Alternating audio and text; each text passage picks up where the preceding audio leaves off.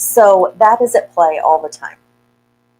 Now, not all communication is created equal, and this pyramid, we are so excited to share this with you because it has been tremendously significant for us in our work with relationships. Here's the deal. We have communication with a ton of people. In this chart, you can see at the bottom, the widest, broadest part of this pyramid is the cliche communication. And that is big and wide because you have that with the most people. You have that at the grocery checkout. You have that at the store when you check out, the post office. I have that with my neighbor, like, oh, it's raining again. Oh, that's, don't forget to cut your grass, this kind of thing. So we're talking about sports teams and things like that. And it is an essential part of life, so we're not dogging on it. We're not saying, oh, we wish there wasn't cliche communication, because it's essential.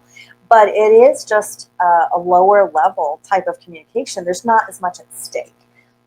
We have a ton of relationships that we are talking on a fact level. That's one up. We have some fewer relationships like that. But facts take up a lot of life.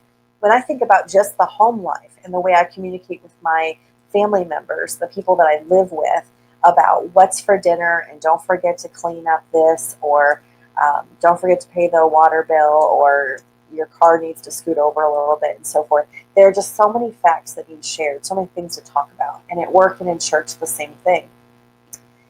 Facts are essential, but they're not very warm and fuzzy. And I don't get to know somebody on a more personal level because the facts. It's still sort of a capped relationship. And what we would love to see for you in a really healthy environment, whether it be a strong work team where you guys are really functioning as an effective, healthy team, or certainly at home with the relationships that matter the most. We want you to get to that next level, which John Powell calls the beginning of communication, really, in his book, Why Am I Afraid to Tell You Who I Am?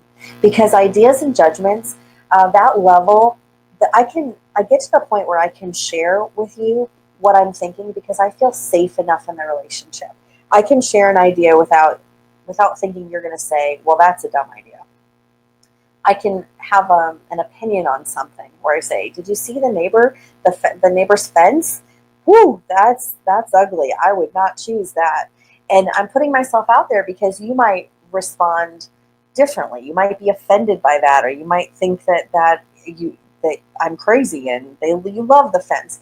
But I'm risking it because our communication, our relationship is at a place where I want to be myself. I want to be real. I'm going to put myself out there.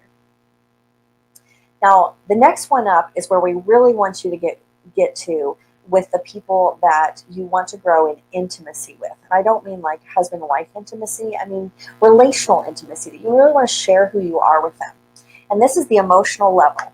Now, I don't mean you're sharing your emotions like you're in the emotion, like when you're angry and you're railing on somebody, or you're really sad and you're crying about it.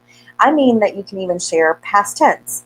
Yesterday, during that meeting that we had, I felt overwhelmed by the size of this project, and I'd like to talk about the timeline of it. That is a way for you to let someone in, not just this project is too big. You were crazy to set this up as a project initially, which can make the other person feel defensive. This is you owning that you're overwhelmed by it and that you'd like to have more conversation about it. That's a pretty transparent thing to say. And it can be that people will shut you down or not listen to you well. But we like to think that if people know about this, they can engage in a healthy way and hear your emotions. And that is what we want to teach you tonight. And so you can even tell your friends and coworkers about this webinar. They can watch the replay and they can catch the wind of what this could mean and how it can transform relationships. But last but not least, we have peak communication, which happens with the fewest amount of people and definitely the most infrequent. But it's beautiful because peak communication is when you can share your innermost struggles, your hardships, the things that you are, even sin that you want to confess to someone, or the hard stuff of life, the fears that you have. On a positive note, it could be dreams that you have, like you're aspiring for this and you wonder someday it could be, you could do this. And it's exciting to really let someone into your hope and your heart for what the future could look like. Now, peak communication is really for relationships that you are closest with.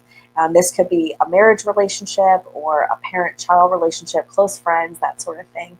In fact, we say be careful to not be too close with someone maybe of the opposite gender. If you're a married person, you don't want to get too close and intimate sharing things with someone that you shouldn't have that kind of relationship with. And as a side note, in good counseling, you find that you want to be careful not to share too fast. You don't want to go all the way to peak with somebody that you haven't known very long. You want to let this grow in a natural, healthy way. So as you look at this chart, I know we're going to unpack it a little bit more and show you some ways that you can look at this. But it's a wonderful way for you to sort of put a picture to these different types of communication and be identifying where you are.